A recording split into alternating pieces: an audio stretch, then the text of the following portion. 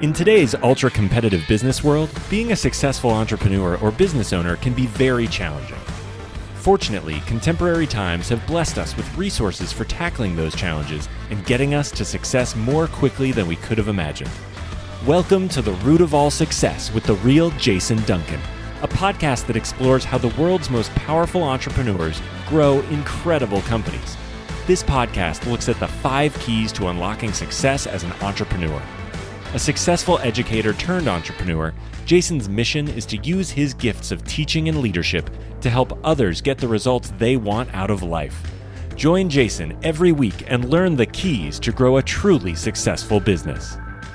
Hey there, welcome back to another episode of the Root of All Success podcast with me, the real Jason Duncan. This is where we interview the top entrepreneurs in America about how they got to success, how they grow incredible companies. And I've got this theory that there are 5 keys to success that every entrepreneur uses to get to success. And after years of casually and formally interviewing these successful entrepreneurs, I found out that there's really these 5 things that show up every single time. And so this podcast was born out of this. Well, let's test this theory on camera and on microphone with some amazingly successful entrepreneurs. Generally speaking, the podcast, we only interview people who started their own business, not a family or business or franchise. Generally speaking, they have about $10 million or more in annual revenue with the business they started, and they've earned and built a net worth, personal net worth of at least $5 million or more. And our guest today fits right within those categories, and you're going to be really excited to hear his story. He's a great friend of mine, and one of my personal advisors. Love meeting with this guy. So I'll tell you about him in a minute. But let's talk about where we are. So this podcast is syndicated by the C-Suite Radio Network, and so it goes out to all of the podcast players. So you might be listening on iTunes or Stitcher, Spotify, Google Podcasts, wherever you're listening. Thank you for joining in, and thank you to the C-Suite Radio Network for syndicating this show. Also, if you're listening to this on audio only, you're missing out. You really should go and watch this on YouTube because we film this live and in person at the Standard at the Smith House in Nashville, Tennessee, in the Matador Room on the 3rd floor. This is 18,000 square feet of Southern sophistication and style. It's one of the top 5 cigar bars in the country, one of the top steakhouses in Nashville. I'm honored and privileged to be a member here and friends with the proprietor, the one and only Joshua Sterling Smith, who's kind enough to let us use the Matador Room for recording these episodes. So if you're ever in Nashville, you really need to hit me up on LinkedIn or Instagram at The Real Jason Duncan, and maybe we can meet up for a cigar or a nice glass of bourbon here in the Matador Room, and you can see live and in person where we film and record these podcasts. So thank you for joining me today. So before we get into the episode, I want to tell you that this episode is sponsored by Results University. Go check it out at resultsuniversity.org. Results University is the world's premier online educational platform for entrepreneurs and business leaders. There are over 27 courses and over 300 lessons that are in entrepreneurship, leadership, sales, financial literacy, and there's even elective courses in spirituality and faith. It's designed as an 18 to 24-month program to take people just like you, aspiring, eager, ambitious entrepreneurs and business owners, to learn everything you need to know to start, launch, grow, scale, and even exit a business successfully. And that's what the courses are designed to do. And why would you go spend hundreds of thousands of dollars on a traditional college degree that you may or may not ever need, and you're going to be in debt forever trying to pay that thing off for a fraction of the price? Fraction of that price, you can enroll in a university like Results University and get a world-class entrepreneurial education, and that's actually going to give you the skills and tactics that you need to succeed. So I've got a special offer for those of you who are listeners to the podcast. You can go to resultsuniversity.org/root, as in root of all success. So that's resultsuniversity.org/ROOT. And I've got a special tuition discount for any listener of the podcast who wants to enroll as a student in Results University. We have 3 different levels that you can enroll at depending on what type of experience you want. We've got everything from just access to the courses online all the way up to getting your very own personal business coach for the entire duration of your experience in the university. So go to resultsuniversity.org/root, and we want to thank Results University for sponsoring this episode. All right, that's enough of that. Let's get on with the show. Today, I want to talk about a good friend of mine and a guest who's sitting across the table from me here at the Matador Room. And this guy, born to hippie parents in San Francisco in the 70s, Went on to become nominated as a Rhodes Scholar right out of high school. Graduated high school a year early. Got drafted right out of high school to be a pitcher for the Colorado Rockies. Got a full baseball scholarship to Stanford University right out of high school, but ended up deciding to go to the University of Oklahoma, where he played baseball, learned how to sell books, which is going to be part of his story. We'll talk about that in a moment. And went on later to get a law degree and has worked in some amazing firms and worked for other attorneys and judges, and now owns and operates a company that provides advice to people who are high net worth individuals, executive business owners, et cetera. And we're going to talk all about that. And this guy is Jason Weiss, my good friend. So there's two Jasons on the podcast today. There's Jason Weiss, and there's me, the real Jason Duncan. So Jason, thank you for being here today. Likewise, Jason, good to be here. We've known each other for a little while now, but even some of these details that I dug up for this, I did not know the hippie parent thing in San Francisco, and tell us about that story. Well, yes. I mean, if you go to San Francisco State in the late 60s, I don't think you had another choice other than me hippie parents. I still remember, though, I'll fast forward the story. I was in high school. My dad showed me kind of where he grew up and things like that. I went to the Berkeley campus and I said, wow, there's a sign that says recycle or die. Do they mean that? And he goes, they do. And then it was my introduction to kind of the culture back then. But no, they were in the thick of it, the 60s. I think my mom infamously dated the Rolling Stones editor at the time. And yes, they were true in that culture, hippie parents from the 60s. All right. So how did the hippie parents turn out such an amazingly gifted and intelligent kid who could be a Rhodes Scholar nominee, graduate high school early, and an amazing athlete, pitcher for the Rockies right out of high school? How did that happen? You know, I think they looked at things the same way I looked at things now. They looked at things very pragmatically. They didn't see too far ahead in the future. And as kind of hippies, you live in the moment, so to speak, is they didn't get too far ahead with planning. And I think that's one of our kind of curses and things. We get too far ahead. We don't live in the moment and see the moment for what it is. So I've always had this unique ability to kind of see the moment, not get too far extended, and just really live in that space and kind of thrive in that space. So when did you first remember playing baseball? Because that's a big part of your story. Yeah. So again, back when I grew up, there wasn't all these leagues and everything else. So we lived on, after they became hippies in San Francisco, they left kind of the Bay Area, this is an interesting story. They thought they were going to Oregon. And we started driving to Oregon, and our car broke down in a place called Grass Valley, California, which is near Lake Tahoe. So the car broke down. So I go, I guess we should live here. So that's where I grew up, and that's how I ended up there. So we found this acreage, 5 acres, but it was part of a larger subdivision. And my brother and I, for just something to do, we'd grab rocks and throw it to the furthest tree out there. And who could hit a tree and who could hit this tree? Well, that wasn't quite baseball, but little did I know it was building up my arm strength. So as I got to high school, I started pitching. Now, I wasn't the most accurate pitcher. I definitely was the most accurate pitcher. I could not yet, accuracy was not my skill, but I had a very strong arm. Again, this is kind of the Forrest Gump approach to how we took things. I just took one thing after another, and next thing I know, I started pitching, and college coaches started coming out, and other people coming, and sure enough, that's what led me to be drafted in my senior year in high school. So right out of high school, senior high school, graduated a year early, but you get drafted by the Rockies to go play, plus you get this Stanford scholarship to go play baseball. So how did you end up making the decision what to do about all that? So yeah, that's a great thing. So my parents being kind of more the hippie generation, anti-establishment, if you will.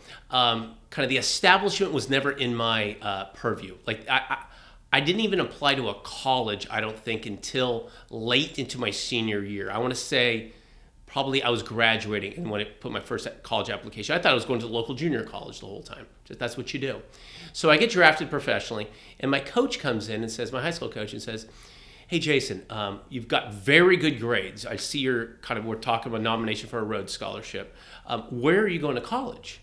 And I said, well, I was thinking about the junior college down the street. He says, have you thought about a 4-year college? And I said, not really. He goes, can I make a couple calls for you? I said, sure, why not? Do whatever you want to do. So makes a couple calls, calls me into the office. And calls me into the office, I want to say the middle of June. Now, remember, I graduated probably 2 or 3 days. I've already graduated at this point in high school and not know where I'm going. He sits down and he goes, I've got 2 colleges that are very interested in talking to you. Stanford University, who wants to offer you a scholarship based on being drafted and your grades and whatnot. and the University of Oklahoma wants to take a look at you. I go, oh, that sounds great. He says, the reason why they want to, they're in the College World Series last year. That meant nothing to me. And I said, first of all, no to Stanford. That's across the street from me. That's like going in your backyard. What's Oklahoma like? He goes, let's take a trip out there. So I've never been in an airplane, never done any of that. So I went out to Oklahoma. And sure enough, out there I met Barry Switzer. I met Brian Bosworth. They just happened to be there at the time. So I fly home and I say to my parents, I'm choosing education. They go, that's wonderful. And I say, I'm going to the University of Oklahoma. And that's kind of how I got to Oklahoma. Oh my goodness! Now in Oklahoma, you had a degree, you've got a degree in law, but that didn't happen necessarily at Oklahoma. You got a degree in business, right, at Oklahoma? Is that correct? So the first 3 years of being in Oklahoma is you're an athlete at Oklahoma. So I don't even know if I had a major, and if I had a major, it wasn't something I was majored in. So my junior year, I was pitching still, and I got hurt my junior year. So at that point, baseball and me were having a crossroads. I was hurt, I couldn't play, but at the same point as I wanted to be a college student at that point. Yeah. And baseball was done with me, but I happened to be done with baseball too. We fortunately got to go to 2 College World Series when I was out there. We won a national championship I was out there. So baseball had been good to me, but I got to be a senior at the University of Oklahoma, which was fun. So how did the book selling come in? Yeah. So once it became my 1 year being a college student, because 3 years have been a baseball player, 1 year I joined a fraternity. It's like, I'm gonna live 4 years of college inside 1 year. Like, I'm going to do that. So I do that, and I meet 2 college buddies of mine, and they say, "What are you doing this summer?" I go, again, I don't know. Kind of like the junior college thing. I don't know. I'm graduating. Remember, I'm graduating college. I don't know. They say, "Why don't you join us to go sell books?" Why not? Where is it? It's in Nashville, Tennessee. So we come out here, and I spend the summer selling books in North Carolina, and those 2 guys I live with are still very close friends of mine, and it's been a great ride. And who did you sell books for? Southwestern Book Company. It is a Nashville icon here in this area. Man, and you and I both know there are so many successful entrepreneurs today in this town and other places. That's where they got their start. Why do you think that is? Why do I think that is? It instills in you work ethic. It instills in you the ability to accept rejection. I remember this story when I was about to sell books. I was say 21 years old. I just graduated. I call my mom and I say, "Mom, I think I'm going to go sell books." And now you got to remember, hippie generation, all that kind of thing. We never were allowed to kind of answer the door when a solicitor came. Like, it's the establishment who knows is here. We're not answering the door. Like, there's evil people that are knocking on the door. So now I'm going to go sell books. And my mom says, "Don't go knock on anyone's door. Like, don't." And I go, how did the evil person go from knocking on the door to inside the door at this point? So it was an interesting thing. But book selling is all to do about hard work and the ability to accept rejection. Yeah, and I think that your sales ability, translates into entrepreneurship significantly. And I don't know any successful entrepreneurs who either themselves don't understand the concepts of sales or have somebody on their immediate leadership team that handles that. I mean, is that your experience as well? Yeah, and I would say this, Jason, when it comes to sales, it's really this, is if it's the Einstein line. If you can't explain something simply enough, you don't understand it well enough. Mm-hmm. And a lot of times people are selling something they don't understand well enough. They haven't taken the time to understand what exactly they're selling, whether it's sales or advice or any of that, whatever that widget is or service is. If you don't understand it well enough, trust me, you're going to complicate with your explanation to the client, whatever it is, and they're not going to buy, because people buy things they understand. And again, if you can't explain it simply enough, you don't understand it well enough. So you go from your 4 years of college in 1 year at Oklahoma in your senior year, right, and you're selling books that summer leading into that, or is it after your senior year? So it's right at my senior year. Okay. That summer after my senior year. So you're selling books. You're learning how to take rejection. You're learning how to sell. You're developing your acumen for handling those types of situations. When did law become a part of your story? So book selling ended because it's a summer job, and I remember I graduated college. I'm selling books, and I did realize early on selling books is not going to be a career. It's going to be a summer. Yeah. So I finish and I go back to California, because what else am I going to do? I have no job. I'm a college graduate, but I hadn't thought far enough ahead to maybe I should apply for a job. Like, I hadn't thought that far ahead. Again, it's kind of a progressive approach. So I go back, and baseball wasn't there and sports wasn't there, but I still had a competitive energy about me. So what was going to fill that? So I said, I know what it is. Politics. Seems competitive. It seems to fill that need. I'm going to go do that. Remember, I just come off the book selling, so I've got no fear. I'll knock on any door. It is that kind of thing. And this is 1995, 96. So I go in, I figured, let's go into the governor of California. That's the highest level there is. So I went into the governor's office and I said to the secretary, this is when you could get to that point. I said to the secretary, I'm here to see the governor. And the secretary said, he's not seeing anybody today. And I said, that's fine. I'm going to go sit over in that seat over there and just wait for him to free up for a couple minutes. Well, the secretary realized I wasn't much of a threat and decided to have somebody else come see me. And the person who came see me was one of his legal secretaries, one of his attorneys. The attorney came over to me and started talking to me. I explained him my past. He said, why don't you become an intern for me? I said, great. So I interned for the governor under the legal department. And I was in there and I said, well, everyone here's an attorney. If I'm going to keep this job, I better become an attorney too. So sure enough, there was a local law school there, and I applied there, and I got it. And the funny thing about that is you have to take the LSAT to go to law school, and I could have gone to any single law school in the country too, but I chose this local law school in Sacramento. Oh my goodness! So who was the governor then? Governor Wilson, Governor Pete Wilson. Okay, all right. Governor Pete Wilson. And so how was that relationship with Governor Wilson? Well, which is interesting. I really had little interaction with him, but he's got a legal staff of 4 attorneys at the time. And the one who kind of gave me the most kind of tutelage at the time, he wasn't that much older than me. He was probably 5-6 years older than me. His dad was the Chief Justice of the Supreme Court, which again led me to a lot of connections, which I was just going in there to work for the governor. Like, they could have put me in the agricultural team, but they put me in the legal team.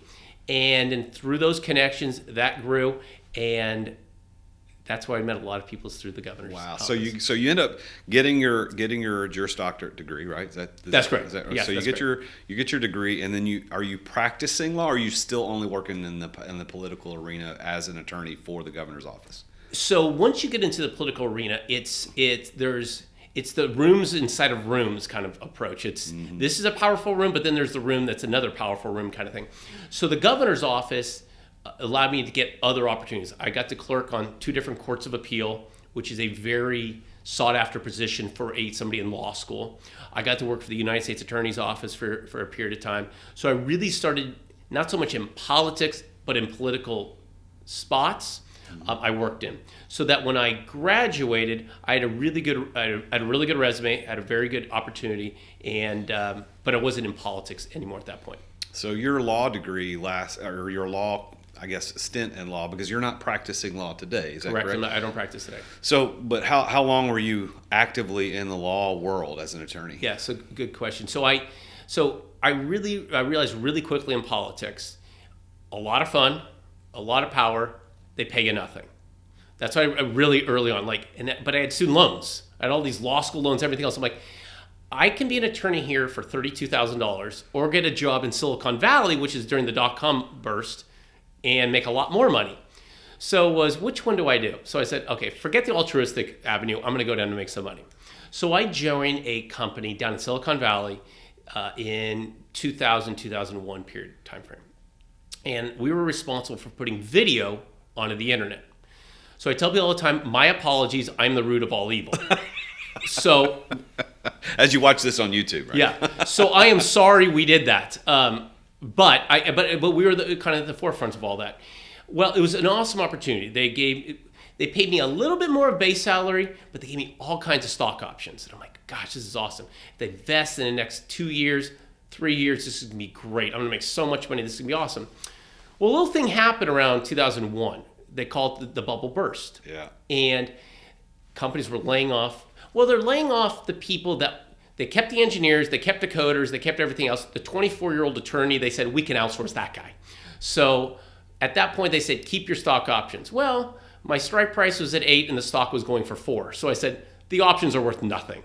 So that was kind of my introduction to law, Silicon Valley, and kind of the financial process. Oh my goodness! So here's what I really like about you is that we've known each other for a while, yeah. And I don't know this story. I mean, I know parts of it, but like this is very interesting. I think the listeners are going to find it interesting as well. Now, today, you don't do law, you don't right. pitch baseballs, and you're certainly not a hippie, right? So what is it that you're doing today? Well, I'll give you the next job I did, which kind of leads me to what I did today. Yeah. So I was in San Francisco, and I said, okay, I'm not part of in Silicon Valley. I'm going to join a law firm. So I joined a law firm, and the law firm's primary client was the estate of Tupac Shakur. No kidding. Yes, the estate of Tupac Shakur. Now, he had, despite what you read, he had passed away, and we had. But you got to think he had a lot of trademarks, a lot of intellectual property out there, and we just had to bird dog all that sort of stuff. And in that role, you would ask questions, just a lot of context questions to the estate, a lot of context. What's going on? What's going on? And very few was legal questions because you're just getting context of things. And what I found out from that experience was, wow, the average client has like 17 different problems, but I'm legally here to do one. Well, that didn't sit well with me because I'm competitive. I want to solve my clients. So am I going to be an attorney and do the one legal issue you have, or the 17 other problems that you have going on? So I had a why in my road at that point in my career. Am I going to be the attorney that's going to handle the transaction, the lease, the contract, whatever it is? Or am I going to be an advisor that helps you with everything else and kind of punt the law stuff? And at that point, I chose to be an advisor. And that's what led into the Symphony. Yeah, so your company now is Symphony Advice, and you essentially, based on the way that I understand it in my interaction with you, is that you provide advice in all those, maybe not those 17 areas, but all the areas that a high net worth person or an executive or a business owner is going to need to know, whether that's law or accounting or financial advice, et cetera. You help pull that together like a symphony conductor. So you put all the pieces together in the symphony so that person's life is taken care of on all those areas. Is that the way? The benefit to me bouncing around so much in my first 25, 30 years of my life was I now have an exposure to a lot of different areas. I wasn't just plugged into an area and said, hey, this is what you're going to be, and then say, hey, I'm an advisor. No, because of my past, like I said, my past has dictated my future at this right now, which is I've got exposure to a lot of different areas, from being in finance to being in business to being in law to those certain areas. I can now know enough of areas to be able to provide advice in all those areas. So the context, the way I like to kind of say it is, listen, we're going to give advice in this little kind of window, kind of like we're going to help a violin player play the violin. But we have no idea if that violin player is off tune, singing with the right song, is with the rest of the symphony until we get them into the entire symphony. So what I try to do is for a client, I say, whatever you're doing, let's see how this makes sense in the entire symphony of whatever you're doing. Yeah, and as a person who's experienced your services, I can say that it is a refreshing way to take a look at those different aspects, because we entrepreneurs, and like the listeners that are listening, we suffer through pretty unique circumstances, whether it be law or tax issues or estate planning, et cetera, that the average W-2 employee or the average person out there doesn't have to suffer through. So I can vouch for the way that you bring that together, and I think that you're doing a fantastic job. So now let's talk a little bit about the concept of success. From all appearances, from my experience with you as a friend and as someone who knows what you do personally, you're very successful. And you're a very good connector, and you know a lot of people and know good things, and you execute at a high level. I'm asking you, I want you to brag on yourself, but do you consider yourself to be successful? And if so, why? And if not, why not? When you say the word successful, that gives a connotation. I've reached a certain point, and I don't ever think I've reached anywhere. I live in the moment. Yeah. So I don't say I've reached anywhere. Now I certainly feel blessed in the position I'm in. There's that. But I still say we're constantly refining ourselves. And so successful means I've reached a certain point. I think I've had successes, but successful, that's my dad. That's other folks. Still working on it. Well, according to the dictionary definition of success is achieving a desired outcome.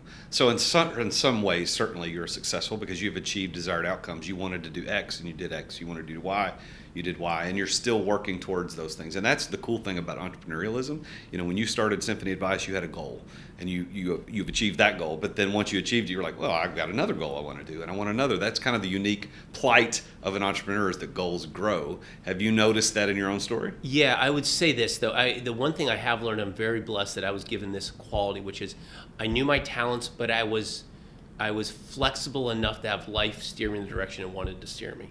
Now, very easily, if I put on a piece of paper, Stanford or Oklahoma, it would not have been a choice. If I said, hey, listen, this job or this job, you would have chosen the other one. But I'm flexible enough to say, in this moment, what makes the most sense without this vision of like, oh my goodness, in 20 years from now, I'll still be doing this, because I don't look at it that way. I go, what is the best decision today? And then I'll make the best decision tomorrow, and then I'll make the best decision the next day.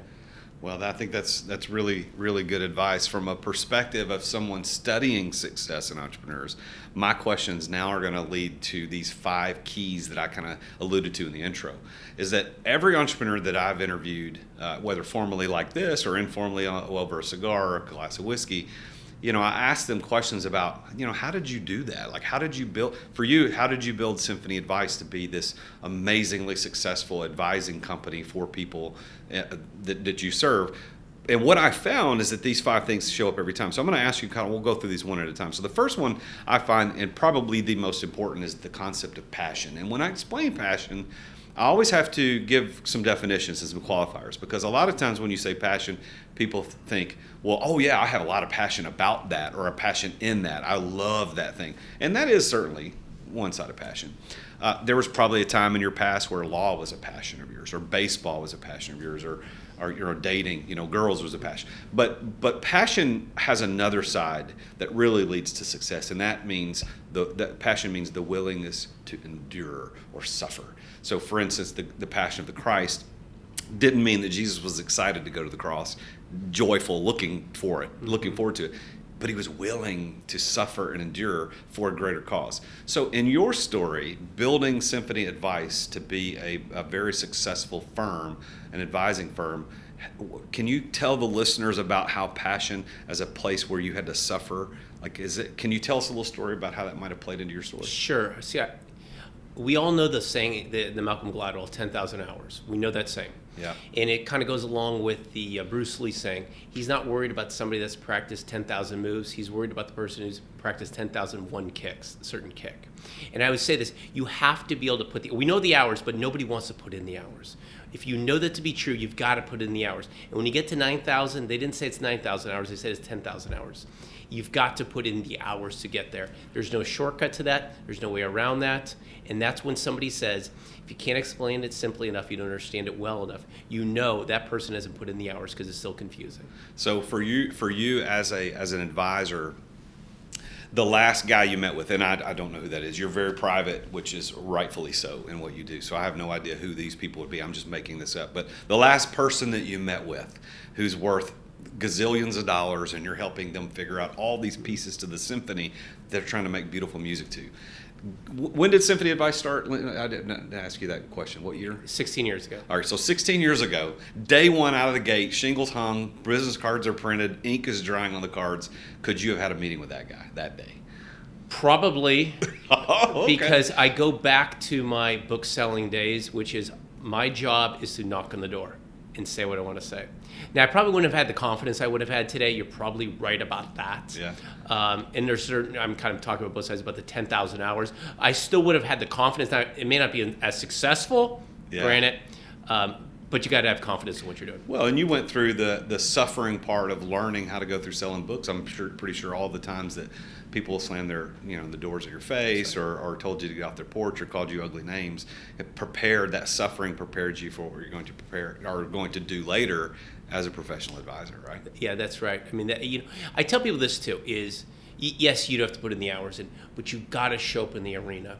You've got to show up in the arena. I tell people all the time, have you been to a play? And they say, I've been to a play. And I go, did they get every line right in the play? They go, I don't know. I go, because you didn't have the script. I said, be willing to knock on the door. Be willing to make the cold call. Be willing to engage in the meeting. They don't know the script. They don't know what you're supposed to say. But you get in there. Give yourself the at-bats. That's how you get to 10,000 hours. Yeah, so that's really good advice. And I think that, Theodore Roosevelt had the very famous comment about it's not the person the critic, but it's the one who gets in the arena that we applaud, and I think that's kind of, and I probably butchered the crap out of that, but that's, you listeners get the idea. So the second thing in the keys to success, not only passion, this willingness to endure, and your willingness to put in the 10,000 hours, which I love. By the way, that's from the Outliers book, right? That's right. From Malcolm Gladwell. And if you haven't read any of his stuff, if you're a listener, you really should go read Malcolm. Everything that he read, everything he wrote is fantastic. But the second key to success that I've found in successful entrepreneurs just like you is being at the right place at the right time, right? And so for you, I'm thinking back to the story you told a moment ago, and you correct me if I'm wrong, but right place, right time for you is where the car broke down.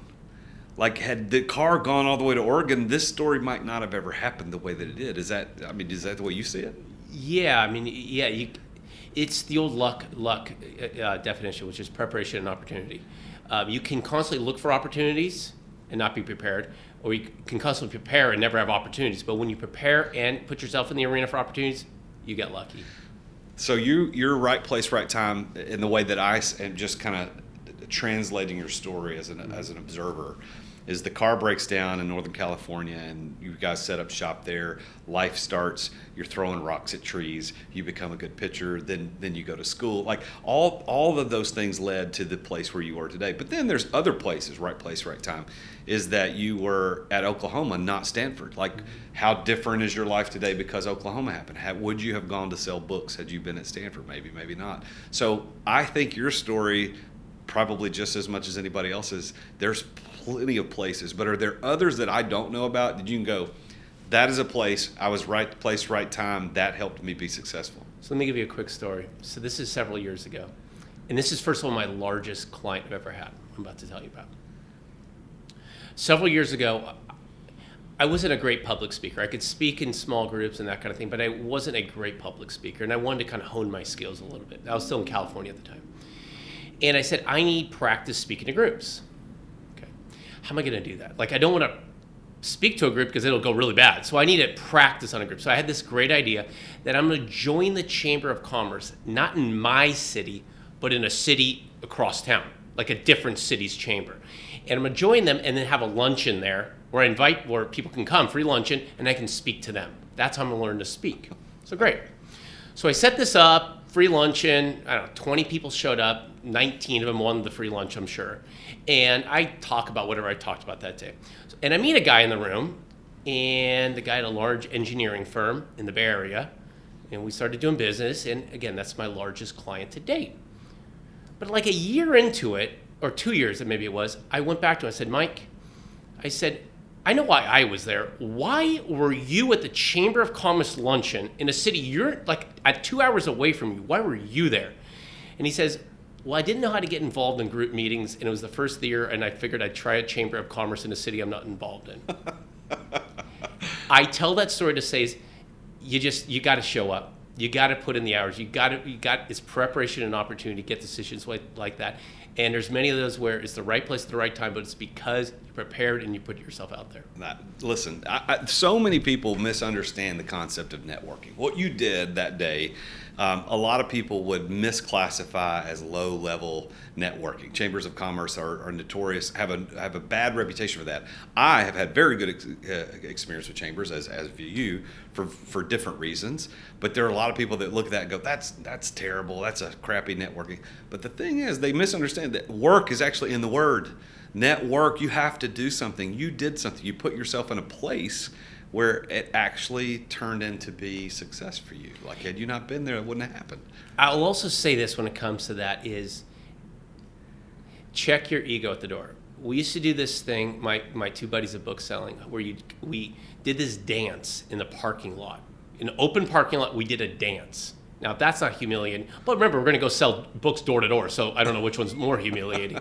But the point being is this, we all don't check ourselves, check our ego, and we think something's too low for us or doesn't meet to our standards, I never would have been at that Chamber of Commerce. I never would have got my largest client. I never think I'm too good for any room or any situation. That's great. The place where you were being a Chamber of Commerce meeting, but you put yourself in that place is very fascinating. The third P in my kind of these P's of success, 5 keys of success, is people. And I think that most of the time, I think even the listeners would agree that everybody can point to a person or persons, could be multiple people, that had those people or that person not intersected their life would be completely different. And it's kind of the George Bailey effect, right? I mean, if you've watched the movie It's a Wonderful Life, which is one of my favorite movies, you've got this guy named George Bailey who grew up in this little town in Bedford Falls, and he's having a hard time. The little building and loan he has is about to go under. It's going to be called by the bank. He's contemplating suicide, and an angel comes and says, "Don't do this. Let me show you what life would be like if you didn't exist." And man, it was completely different. The town's name was different, etc. So is there a George Bailey in your life? Like, is there a person that you can point to and go, had I not met that guy or that woman or been at this place with these people, I wouldn't be the success I am today? Well, my dad is first on the list, but I'll give you a second story. I was a little boy, I'll say 8 years old. I'm going to make a number. Something like that, 8, 9, 10. And my dad would take me once a year to a baseball game. And we went down to watch the San Francisco Giants play Candlestick Park, back when there was Candlestick. And I'd get right to the ring. I'd make him be there 5 hours early, whatever, because we got to go to one game. I wanted to be there, whatever. So we're there early in the game. I'm on the railing. And I see a guy named Dusty Baker out there. And I think it was at the end of his career at this point. And I yelled to him, "Mr. Baker, Mr. Baker." And he comes over and I want him to sign something. And he actually took his batting gloves off he was wearing and signed those and gave me those. And I was, oh my goodness, this is amazing. So as a little boy, I went back to my seat and I sat down, and my dad says, "You know what you do for somebody who does something nice?" I go, "What's that?" He goes, "You write them a thank you note." I go, "Okay." So I went home. So I'm 8 or 9 years old. So this is 1981, 82, we'll say. And I wrote to San Francisco Giants, Dusty Baker, "Thank you very much for signing these batting gloves. San Francisco, California." I had no address. I'd sent it off. About a month later, 2 months later, the phone rings. Again, I'm 9 years old, or 8, whatever it was. And my mom says, "Jason, the phone is for you." And I got the phone. And sure enough, it was Dusty Baker talking to me about, "Thank you for the note. You're welcome." And I mean, I didn't say a word. He was probably like, "Are you going to say something?" I was just stunned. Long story short is Dusty called me about every month, and he's one of my closest friends to this day. The point is never miss those little opportunities to say thank you to people. Never miss those opportunities. And what Dusty did for me is he recognized a young man. He recognized somebody, and he poured into me. And that just told me, hey, listen, when you meet people, pour into them. You don't know what that means to that person. So Dusty, my dad, that story kind of always stuck with me. That's fantastic, and I've heard I remember you telling me part of that story at some time in the past, and you were the person that introduced me to Dusty, and I remember talking to him on the phone one time and going, "I can't believe I'm talking to Dusty Baker." So that's phenomenal. So that's a great story. So how did you said Dad was first? And I see Dad in that story where he did that. But is there something else about your dad that helped get you to where you are besides, hey, you got to send that thank you note? Yeah, my dad still has an incredible ability to prioritize things. Incredible ability. He knew that his marriage was first. He knew kids. He knew where business ranked, and that he had an incredible ability to prioritize things. And I'll tell you a story. This is 5-6 years ago, maybe less. I had an office very close to my house, and during the day, my wife and 2 kids would come over and see me at the office, and I'd play around with them. It was awesome to see all the kids. And then work would get over, and then I'd go home, and I'd see them, and I'd kind of check up on work email and things like that. And I thought, wait a minute. When I'm at work, I'm distracted, and when I'm home, I'm distracted. This makes no sense. My dad would never do this. And so I just came up with the thing that my dad would always say, be 100% present 100% of the time. So, and I think a lot of things is if we are 100% present, not lukewarm in the moment, but 100% present 100% of the time, amazing things can be done. Yeah, well, I can definitely say as someone who knows you, that is in fact who you are, and your dad has instilled that very successfully in you.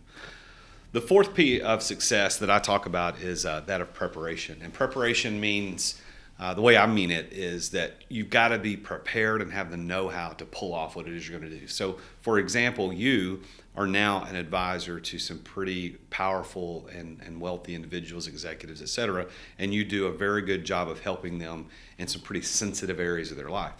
But they're not going to hire just any dude who calls them, who shows up, and no matter how persistent they are, they're not going to hire anybody to do that because you're looking into some very personal things, financials, estate planning, which gets into a lot of private areas.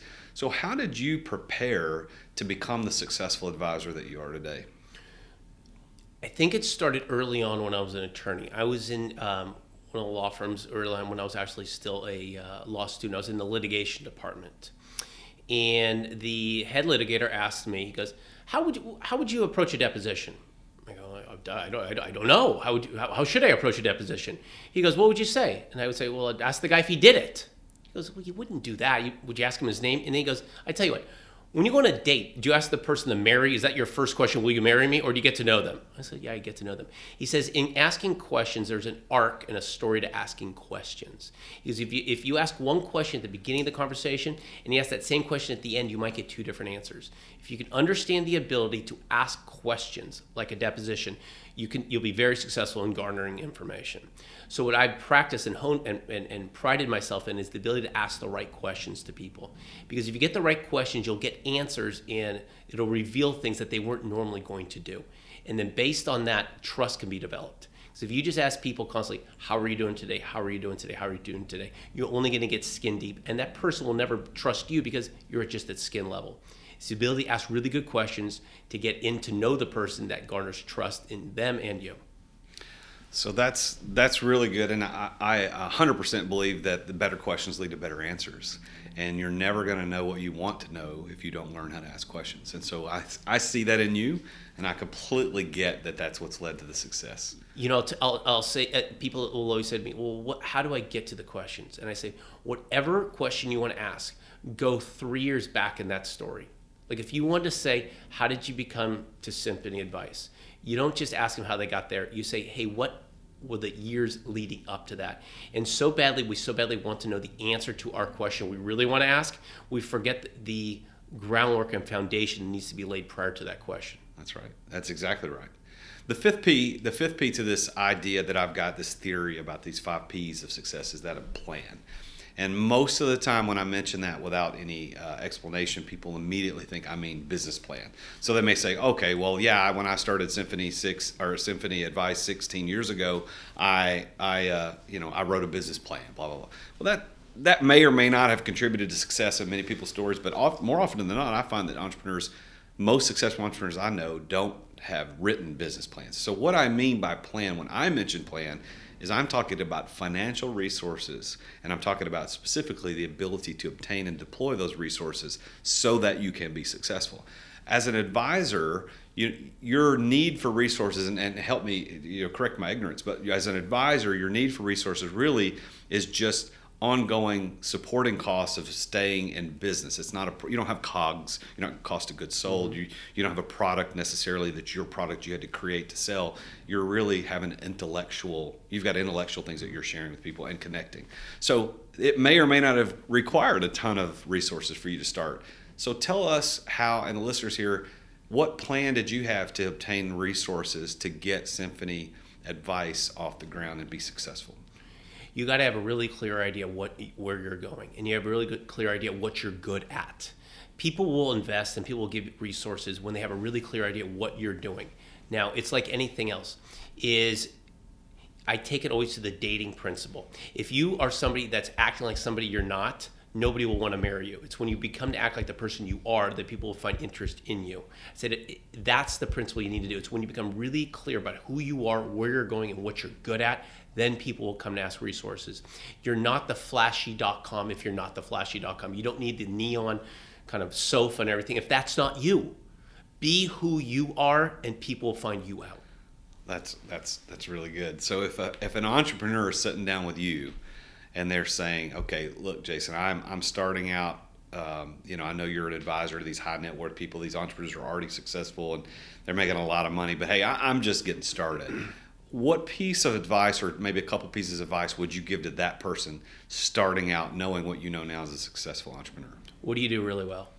What do you do really well? What do you do better than anyone else? And let's have a narrative around that. And whatever that is, I don't care. I've got people wanting to buy window washing companies. If you're the best window washer, we want to have a conversation with you. I have people that are involved in sheet metal. I have people involved in restaurants, hotels. What are you good at? They all want to buy what you're really good at, But the problem is, if you don't know what you're good at, how are they supposed to find that out for you? What are you good at? So what if somebody says, I don't know? What do you do with that? Ask people around you that you trust.